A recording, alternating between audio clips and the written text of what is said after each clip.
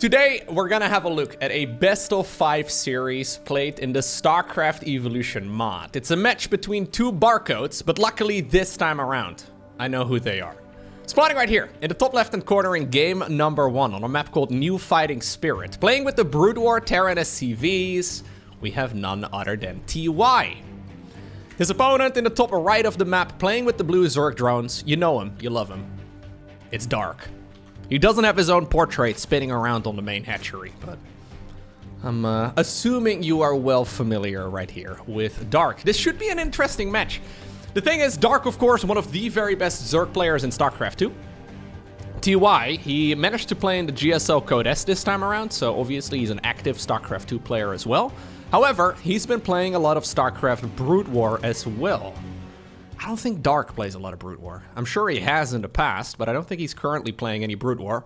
Also considering, according to his Twitter anyways, he recently got a baby. So I don't think the man has a lot of time as it is right now. Or at the very least, it'll be difficult for him to balance all of the things he's got to do anyways. Either way, he'll be the one playing StarCraft 2 here, so that should be relatively manageable. A Terran versus Zerg. I have seen a few games of this particular matchup where we have a Brood War Terran going up against the StarCraft 2 Zerg. But usually, at least the games that I've seen so far, and I'm hoping that's not going to be the case here, usually it seems to be quite turtly. Most of the time when the Terrans go up against Zerg, they're laying down a whole load of spider mines over here, and they're gonna go into a bunch of siege tanks, and it will try and slowly gobble up the entire map. I don't know if that was just the games that I've seen so far. I've watched some games from, for example, Supernova, if I'm not mistaken, and we saw some players that I haven't seen games of in quite a while, and they were all playing quite turtly. Maybe that's just their approach. I'm hoping that that is not gonna be the case in this particular series, because, you know, those laid-back strategies are never really my favorites. This is a map, by the way, with full mineral fields. So 1,800 minerals for every single one of these mineral fields that are available inside of both the main and the natural and all of the other places too.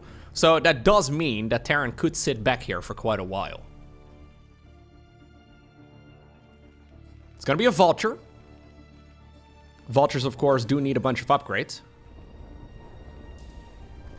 In order to get those upgrades, you're going to have to produce a machine shop right on top of the factory. Double factory already coming up, though. Are we just going to use the barracks for scouting purposes?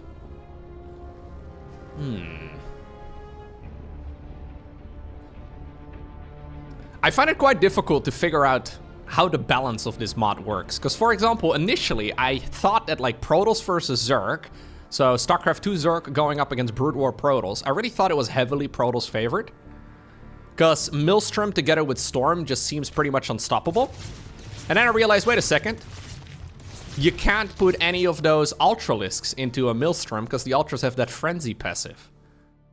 And in general, it just changes the entire dynamic. Where right now I actually wouldn't be surprised if StarCraft 2 Zerg is favored against Brood War Protoss. A lot of those questions are still up in the air, so... we'll have to find out how this works. It's going to be a roach-based play right now from the Zerg.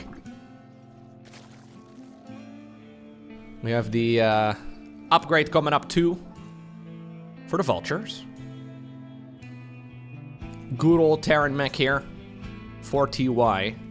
We'll be trying his very best to lay down some of those mines here in just a moment. Every single one of the Vultures can lay down a series of mines. You do have to be a little careful. You can rapid fire them, by the way, in the mod. I've been playing the mod a bunch myself. Rapid fire is basically the ability in StarCraft 2, in case you're unfamiliar, that Zerg players use when they're throwing down Ravager biles, and in general, it's used a ton. Protoss warpins, that sort of thing, too. Generally speaking, what you do is you just hold down a button and you wave your mouse around, and it will lay down as many of the mines as possible. We already have some of them being set off over here in the middle of the map, because Dark is actually going for a roach rush.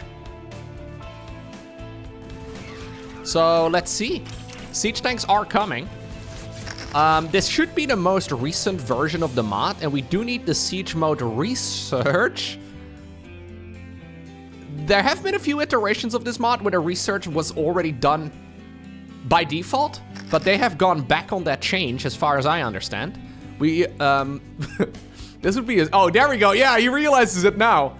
This would be a really awkward game if he dies to a roach push because he forgot to research siege mode. I think he's fine. Maybe. Siege mode is... Siege mode is kind of important. I mean, he's buying a lot of time, though, with those spider mines. Ooh, nice micro. Yeah, so you can't see the mines when they're burrowed, but they do take a second where they're like, hey, I'm a mine. Let me show you how it's done. Zergling's running in the front, trying to soak up those hits. Gets a bile down. Should be able to kill that. Nicely done right here by Dark. Siege mode is finished up right now. That's too late, isn't it? Maybe it's just barely okay. I think there should be a siege tank right up there. I'm assuming it's 3 biles to get a siege tank down. Yes, it is.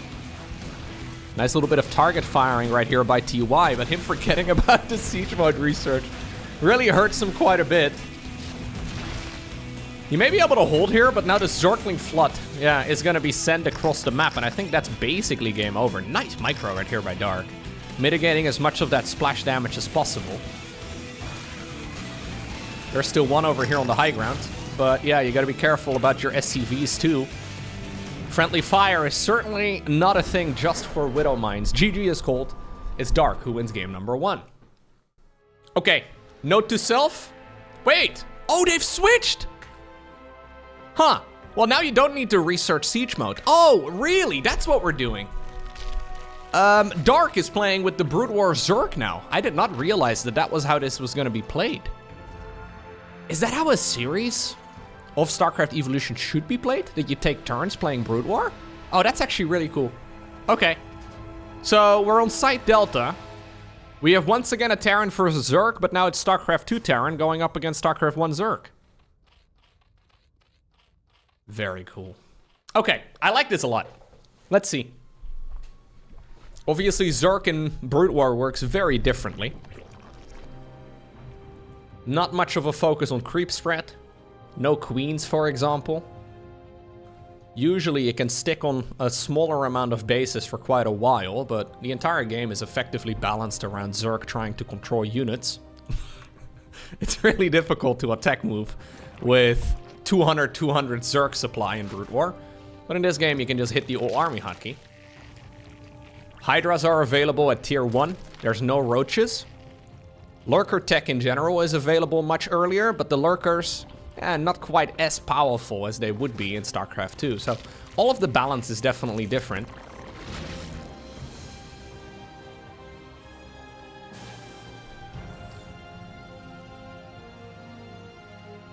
Okay.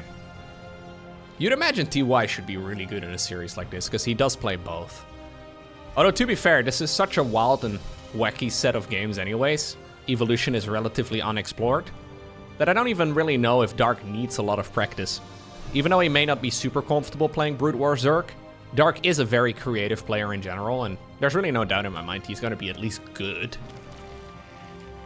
It's just, yeah, different than what he's used to, but I'm sure he's still going to be capable of playing a solid game of StarCraft.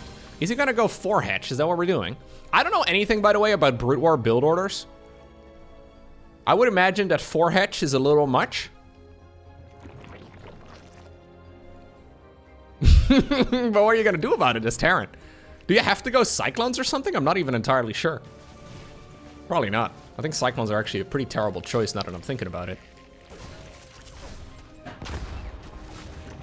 Saves the drone as well.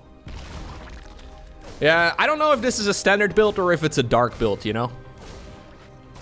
Nobody would be too surprised if Dark does this in StarCraft 2 either. Although it would be kind of ridiculous, but Dark is, of course, Dark. Nice micro here as well on those links, by the way. Ay. Feeding him the low HP ones, too. Normally, this would be the point where a queen spawns. I wonder if just a triple Rex opener would be really good. Yeah, normally a queen spawns and pushes this back until link speed finishes. So, until link speed is done, which is gonna finish here in about maybe 15 seconds, 10-15 seconds. It's a drone, okay. That Reaper should have free reign, forcing out a lot of links. Links also are just different though. Brood War links are very strong.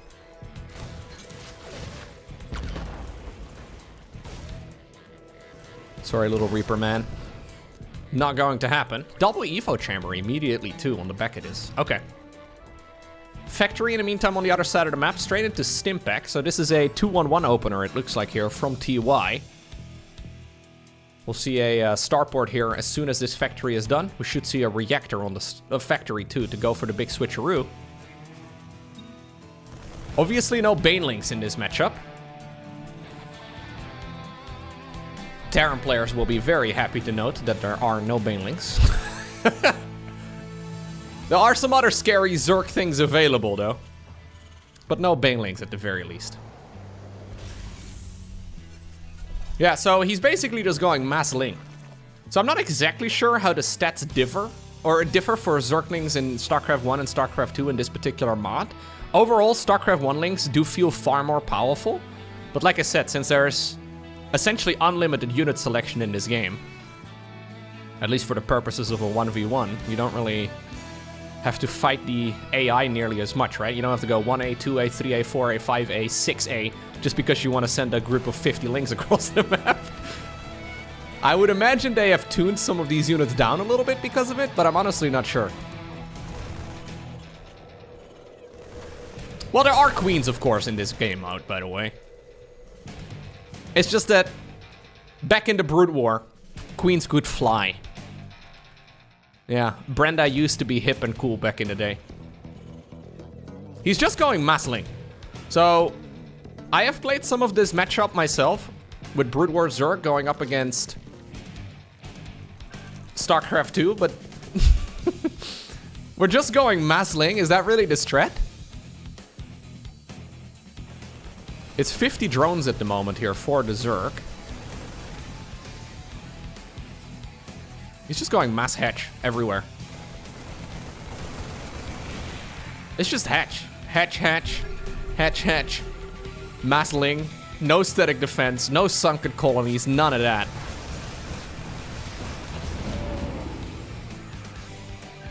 Maybe this is one of those challenge modes right here for Dark, you know? Zerglings to Grandmaster. Something like that.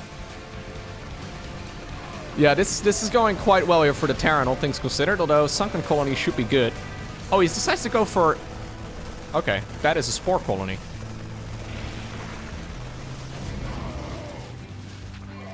Okay, now we do have a Queen's Nest. That's this thing right over here. He goes straight into a Hive. I would imagine the goal is to go into Ultralisks. Love the addition right here of Hellbats. Another one of those units that you don't have to worry about. Zerg does decide to collapse on top of this, but those Hellbats certainly... Oh, well, you know what? They're dealing a lot of damage, but the Zerg may just have enough. So Mass Ling into Ultra here, I would imagine is going to be the play. It's a really big Spore Crawler, by the way. I mean, I didn't want to comment on the size of the Spore Crawler, but that thing looks huge to me, dude. So am I crazy? That's definitely a large Spore Crawler. Anyways.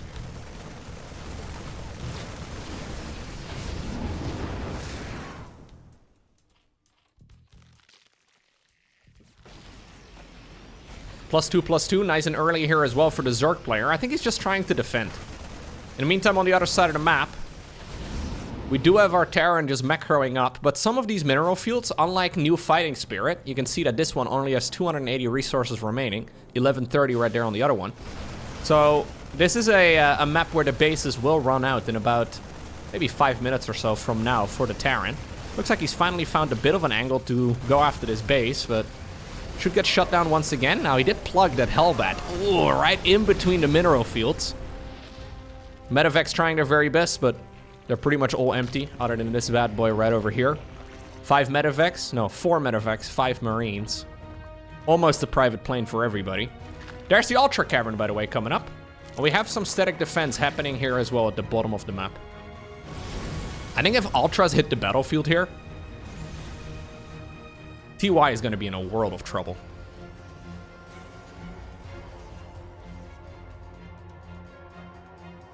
Adrenaline coming up as well for the Lynx. Stimpak here is good. +2/+2 though is just better. Yeah. Okay, so I'm not familiar with the Zerg meta, right? But this seems to be working quite all right. Zerglings kind of counter everything. Yeah. How do you like it now, Marine user? Usually they're the ones that counter everything, but seems to be the Zerglings now that get, yeah, a ton of damage done. Liberator up in the air, getting a good number of kills. Ultras are coming, by the way. That was an Ultra getting shut down. You didn't think it was worth firing at those units, but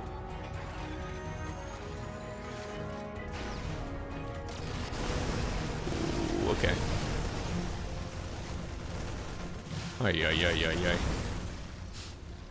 Defilers are another spellcaster that can be added into the mix here for Dark. I don't really know if he has the money for it right now, but the Defiler mount would be a good addition. Considered to be one of the most popular and powerful units in the late game. Look at the little Ultralisk. Aww. Aww, it's kind of cute. Sorry, there's a big fight happening over here. But let's look at the Ultra. Aww. Let's look at the Ultralisk again. Aww. Hey. We're going for the Queen upgrades instead. Now, I do know that Brood War Queens get played, but mostly to break stalemates in the late game. I don't know if I agree with going up against Bio-Terran. Playing Queens. These guys, by the way, deal single target damage. So no splash damage in StarCraft, like it does in StarCraft 2. This is not gonna work at all. Nah. These are basically large Zerglings. Okay. I think TY just found a moment here.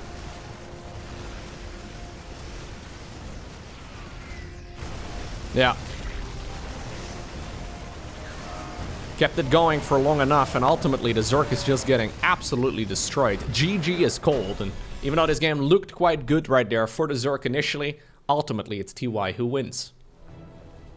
Daybreak LE is going to be our next game. Once again, we have the Brood War Terran TY going up against the StarCraft 2 Zerg Dark. Good old Daybreak. I really feel like we should standardize the mineral field situation for this particular mod.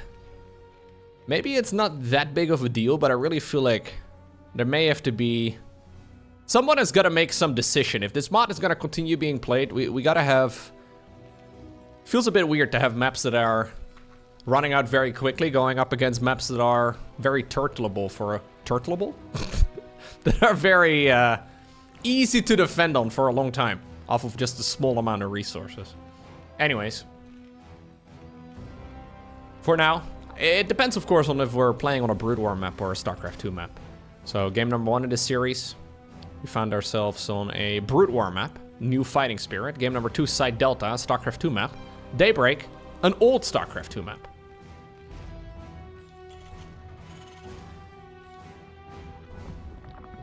Okay, so, the first time that we saw TY just now play with Brood War Terran, he forgot researching Siege Mode. Now, I'm no expert, but that's that's a bit of a rookie error. In his defense, this map, or in this mod in general, it's been messed around with quite a bit. So for a while, I was talking to Kijkwijzer about this. For a while, apparently the map did have automatic Siege Mode research for every single game. But apparently the Brood War fans, they looked at those games, they're like, yo, we want this to be, maybe it's more balanced like this, but we want this to be more similar to StarCraft 1 than, you know, the automatic Siege Mode research like it is in StarCraft 2. That's just not really the way that we want to watch the game, and I honestly agree. I feel like Siege Mode research for Brood War is very iconic. So they decided to revert that change, and now you need to research it once again. I'm not sure exactly if they got any early game buffs to compensate, but some of the very first games that got the cast of this particular mod did have automatic Siege Mode research. So I wonder if maybe TY assumed that the upgrade would just be there. Anyways, we will be seeing double factory production here once again. Third base coming up for the Zerg.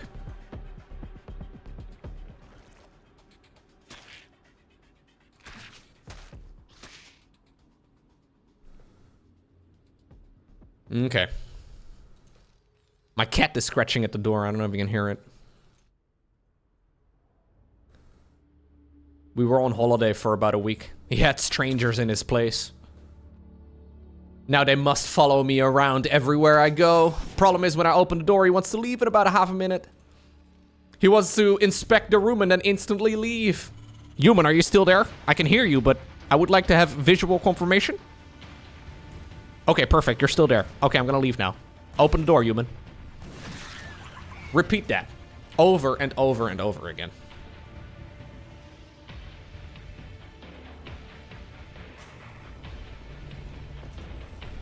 The machine shops.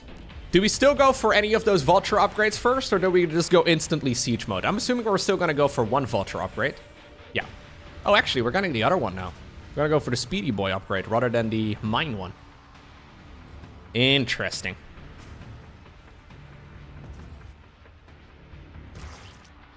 Roach Rush, once again coming up right now for Dark. And I don't know how good a speed vulture opener here really is for defending a roach push. It doesn't really make a lot of sense to me. Dark, by the way, this time around decided to skip link speed 2. So maybe it would have been better here for the Terran player to go for their mine upgrade here instead, but... Ooh, a dropship. And a Wraith! Wraith awaiting launch orders. Wait, I have a robot voice here somewhere. Which one's my robot voice? Wraith awaiting launch orders. Okay, no, that wasn't very good. Gotta figure out my own soundboard. Anyways, roach push over here, coming through the center of the map, and in the meantime, the vultures trying to go for a run by, but nice wall off right there by our Zerg player using the queens, the ones that can't fly, to try and prevent those vultures from coming in. We do have the drop though now, going into the main base. Look at that, no medevac. That is just a dropship. And that's actually going to hurt the Zerg quite a bit. Queens in the meantime trying to work on whatever they can, but those drones are getting targeted real quick. I think Zerg should, yeah, just go straight into the main base. Dark trying to maximize damage. We don't have the siege up upgrade done yet, again, for the tank, but it's an expensive one. Thing is, there is now a Wraith up in the air. Yeah, it may not look like a Banshee, but in this particular instance, it certainly functions as one. And in the meantime, dude, we have had so many worker kills. Both players just set back to the Stone Age here. Okay.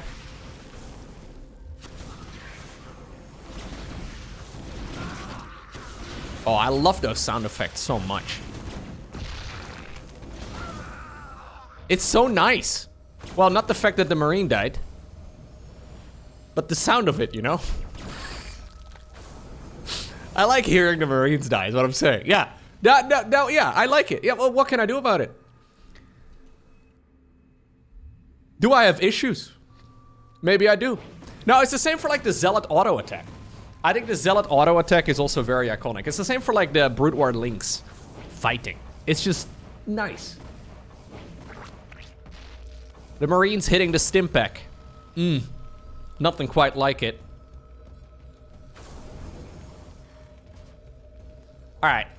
So, survival for both sides. 20 SCVs down, 13 drones.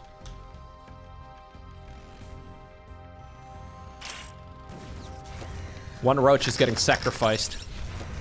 Oh, Roach is actually a hit. Oh, I didn't realize that the Roaches could survive a full hit. How much damage does the Spider Mine deal? Like 130? No, a little less. I think it's 125. I don't want to do math. Math is a dangerous thing. I think it's 125 though, final answer. Spider Mine's being set up all over the map. Now the siege tanks come rolling in, and again, no! He once again tried to siege up the tanks, but he couldn't because he doesn't have siege mode. He could have researched it 17 times. He had the money for it. I was wondering if he was saving it for something. Oh my god, this is still gonna be a load of damage though. Queens in the meantime working away at whatever they can. That is not a Brood War Overlord, so that will not be a detector. Lara at this point is done.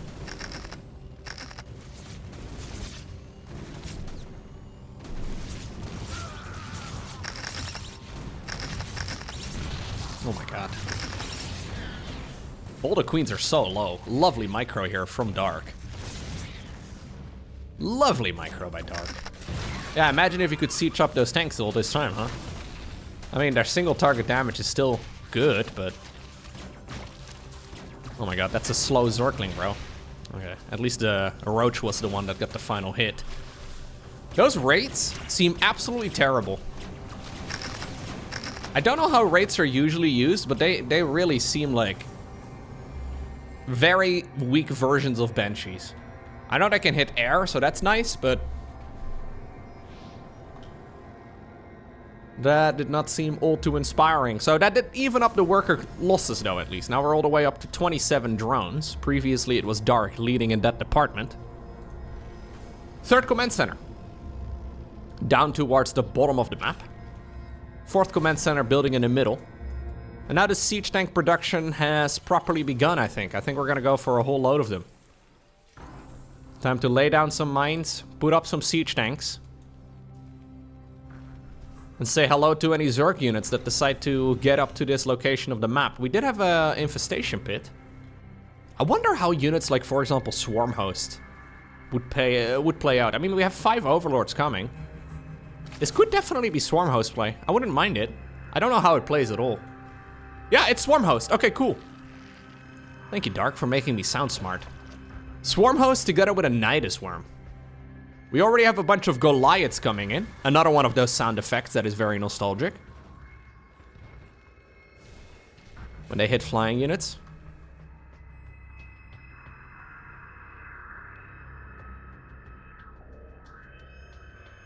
Yeah, the rates are just trying to get done whatever they can. Okay.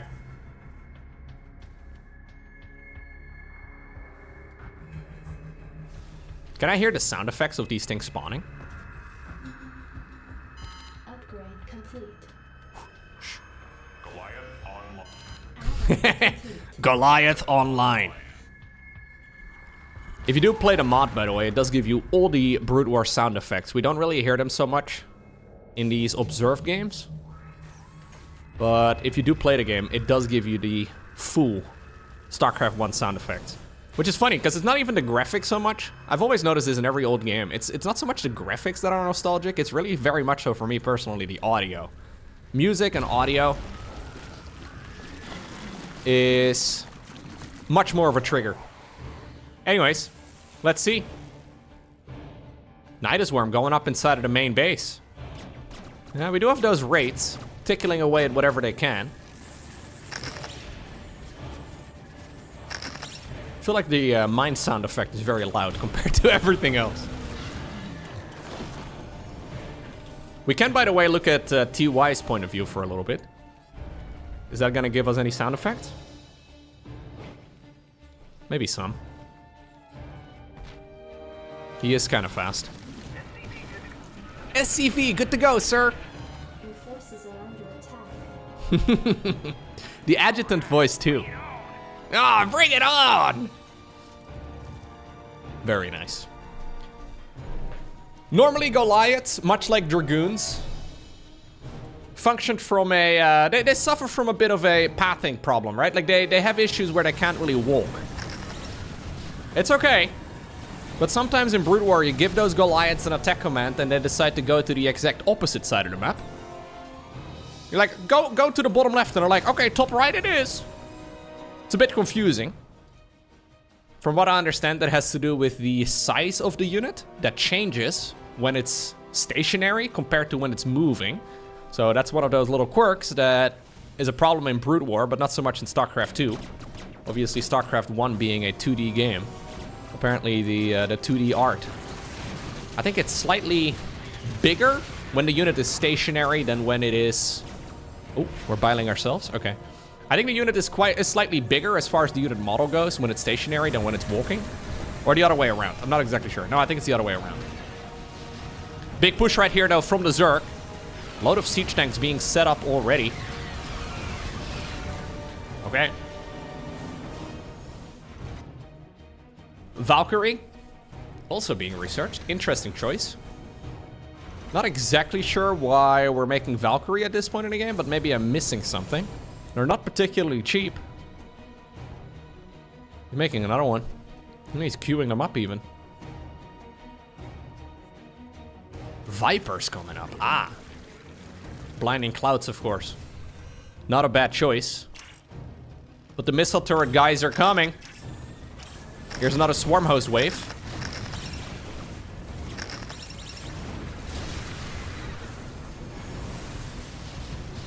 I guess he's making those specifically to try and deal with the Locust.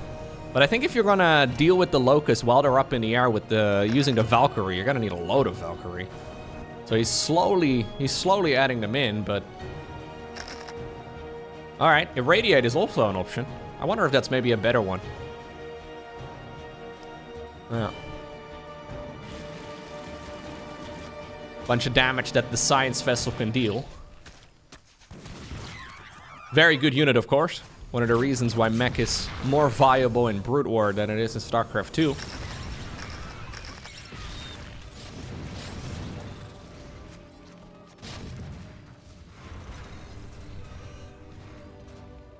Okay.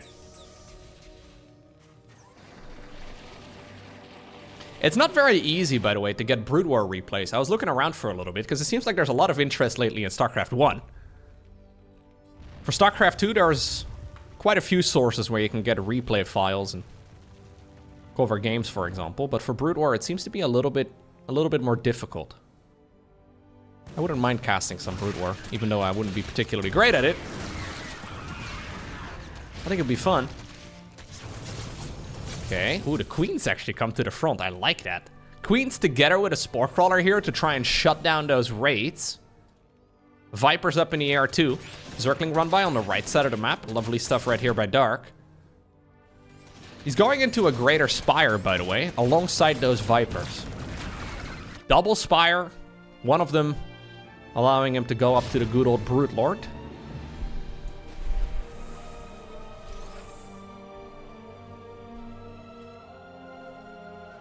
A lot of ComSat stations coming up here. If we want to go for tactical nukes, that is how we would make them as well, I guess. So we'd have to get the little nuke station.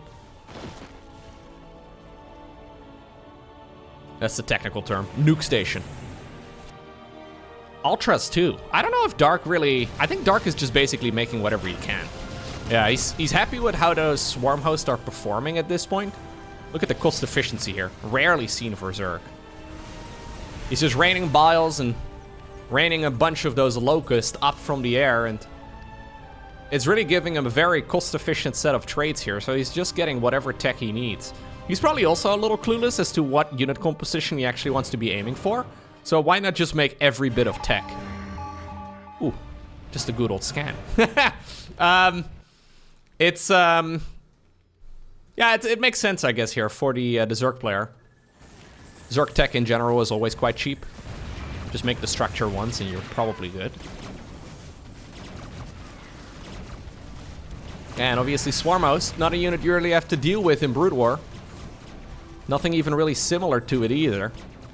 We have Lurkers coming up, we have Ultras, we've got double Spire, double upgrades, Brood War, or Brood Lords rather. We're doing a little bit of everything. Roach run by on the right side of the map too.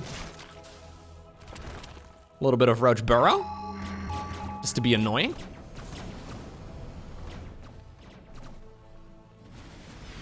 Okay, so TY is aiming for a Death Ball. Irradiate's being used, by the way, right now on the Vipers, but they're being countered by the Queen's Transfusion. That's funny. Doesn't Irradiate last for basically ever? It doesn't deal damage super quickly, but it does last a very long time.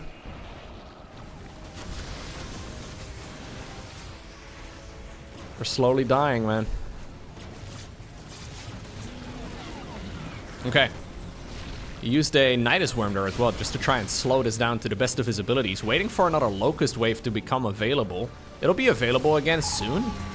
Another scan is going to reveal any hidden units, but it turns out the ones he's looking for are up north. Here comes the Locust Wave once again. GG is cold. It's indeed Dark who obtains the victory. He got all that late game tech, but he needed none of it. Oceanborn is going to be next. StarCraft 2 Terran, Brood War Zerg. Dark already mixing it up. We're not gonna go hatch into a pool. I actually think he went hatch, pool, gas, hatch, something like that. Anyways. He's going for a much faster bit of tech over here. Straight into an extractor at the start of the game, into a quick spawning pool as well. So let's see. Aren't extractors in Brood War also like 10 times as big as this one? I always felt like Brood War extractors are like basically the size of the hatchery. Maybe that's just my memory. But I really feel like they're much bigger. There is, by the way, a bunch of smoke coming out of the hatch. I don't want to say this is the rear end of a hatchery, but I do think it is. Yeah. Yeah, I don't think it smells particularly nice over here right now. Anyways. Those are, maybe it's like an exhaust pipe, you know? Could be. Yeah, maybe it's like a little tent. Prevent any carbon monoxide poisoning. Always important. Anyways. We're gonna be going into a double barracks opener. I think this is quite a good idea. I was thinking about this earlier. If you go for like a 3 Reaper opener, double Rex, triple Reaper, I guess it transitions towards mech kind of awkwardly if you want to go for mech. Although that's not what he did in the previous game where he played StarCraft 2 Terran.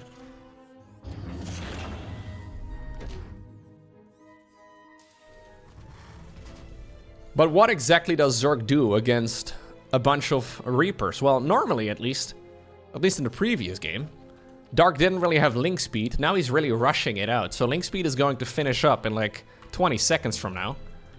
Those Zerglings, even though they're awkwardly running around on the map at this point, they're gonna get their speedy boost upgrade here in just a moment. If TY leaves the front door open, he's in a world of trouble. Because those links are gonna run in a moment's notice. Reactor coming up. We'll see a tech lab here in just a moment. Looks like one drone has gone down here so far.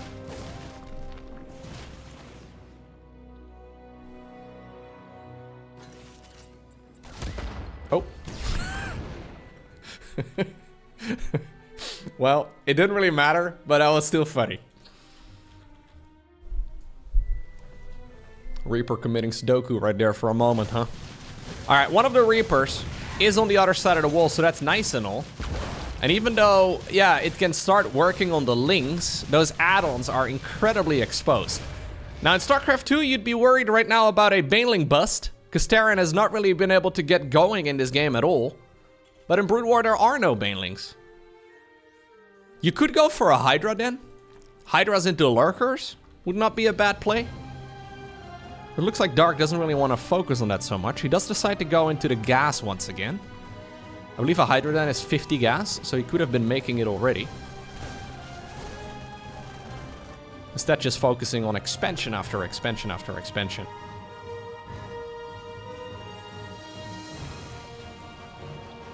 There's the lair. Okay.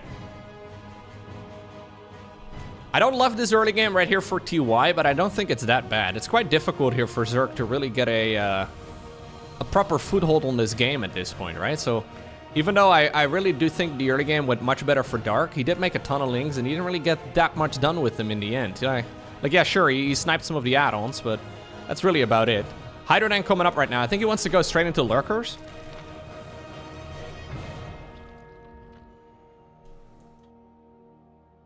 I think these are lined up together so he can go straight into the Lurker research. Which is something we'll probably see start up here in the Hydrodan in just a moment. Another one of the Reapers does see what's going on. Not a lot of worker production here from the Brood War Zerg in general. Very few workers, actually. It is, I think, 200 gas for the Lurker aspect. So I'm assuming that's what we're going for. Yeah. So that allows him to morph those Hydras into Lurkers. The thing is, Brood War Lurkers are not quite as good as StarCraft 2 Lurkers. Like, StarCraft 2 Lurkers are strong. They're a proper late game unit. Brood War Lurkers, yeah, not so much. They're more like a mid-game stepping stone.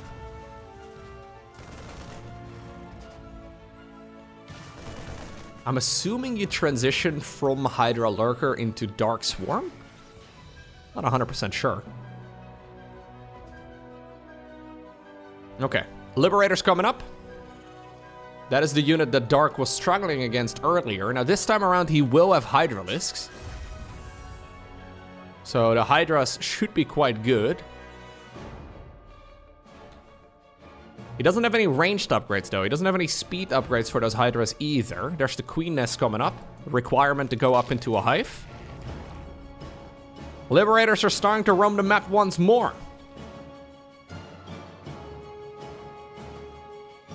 Okay, let's see. Yeah, this is what brought TY back in that previous game, or at the very least would put the nail in the coffin.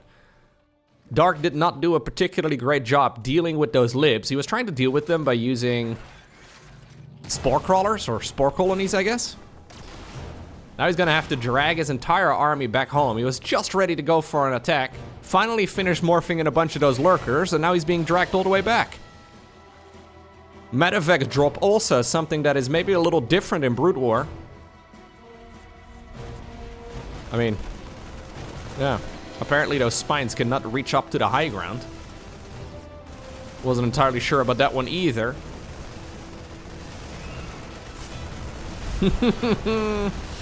Oh no. Yeah, I like what Dark is thinking of in general. I think what he's strategically going for makes sense, but it's not quite working out for him here in these games. Alrighty. Our final game for today, it takes place on the map Whirlwind. Dark playing StarCraft 2, TY playing Brood War. Alternating makes sense. Yeah, I think alternating is pretty cool. So does that mean they have to do... What is the map pool anyways? I'm assuming they don't do map vetoes. It's probably more or less losers picks next map or something like that. I'm not exactly sure. Maybe there is a map pool actually, because I do seem to see the same maps over and over and over again. We've seen a bunch of games on Equilibrium. Whirlwind seems to be quite common. Oceanborn. There's a bunch of maps that we do see. It's not like the sky is the limit, but then Whirlwind is a map that we've had... I want to say like maybe... I don't even want to make a call, honestly. It feels like it's been like a decade since this map was first introduced in StarCraft 2. I can have a quick little peek.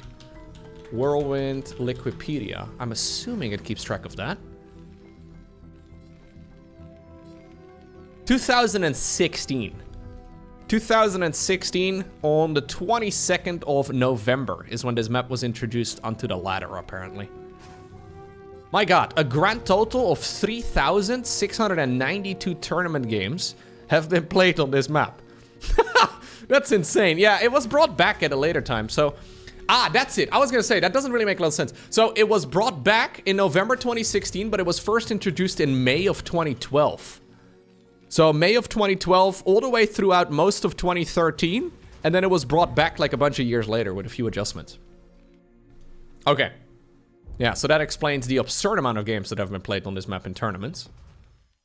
This is, by the way, a 4-player map, meaning that, yeah, both players are trying to find where the opponent is at. Overlord's flying towards, well, the corners of the map. SCV scouting in the wrong location. Want a piece of me, boy? Ooh. That is a sound effect we are all familiar with. StarCraft 1, it triggers as soon as the academy finishes. Okay, so this is effectively a 1-base all-in, by the way. TY just going a 1-base all-in. You should be able to shut down that OV easy peasy, and since there's no Link Scout... Yeah, Dark's been playing very greedy. He's actually expanding in the direction of the Terran? I don't think that's what you want to do. Okay, nah. Problem is he doesn't know. Dark at this point doesn't know that there's no expansion. This has been a macro-focused series across the early game at least. There's no natural, and he has no clue. We're gonna go for a bunch of medics. We have a fire bet coming up. Stimpec is almost done. Did we get the ranged upgrade as well? I think that's another thing you research in the academy, right? You will be happy to see this. Yeah. Okay. Let's see. This is the vision right here of TY, but I'm controlling the camera. Oh, I love those sound effects. Getting an Overlord here is huge. SCV, good to go, sir. Okay, let's see. Dark desperately making as many units as he can. He does have Stimpack, TY that is. There we go. A bunch of the boys have been brought to the front as well. Drones are pulled away from their mineral lines. SCVs are soaking up so much of that damage. Drones are falling left, right, and center. Those fire bets, I mean, they're nice. They're dealing a little bit of damage, I guess. Some of the reinforcing units are also showing up, but the queens from the main base are off creep. Dark is running for his life, but he's got nowhere left to run. And I think ultimately, that is going to allow the Terran player to win. Dark literally on 0 workers. There it is. 0 drones remain. Now he's got Brenda and he's got a Dream. But with 45 minerals, it'll be, I guess he's making 4 drones. Really, we're gonna stick in the game? Okay. You know what? We have 1 shot. Will we capture it? Or will we let it slip? His knees are weak and his arms are spaghetti. Something like that. There's spaghetti on his sweater too, man. Those fire bets look tiny to me. These don't look right. Am I crazy? Are fire bets in Brood War as big as a Marine? I don't think they are. No way. So Dark doesn't know how much economy there is inside of the main base. He doesn't know if this is just straight up Marine production right from the very start, right? So maybe he's making the assumption here that it was 12 SCVs and no additional SCV production really since.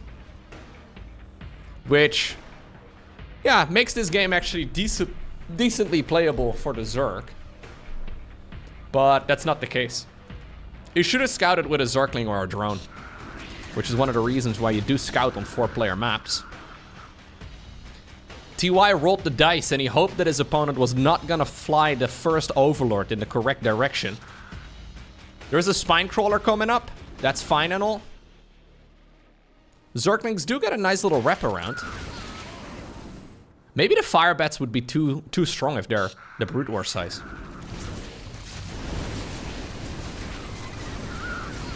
Nah, no way. It's really hard for me to gauge these fights at the beginning of them. But GG is cold. It's TY who wins the series 3-2.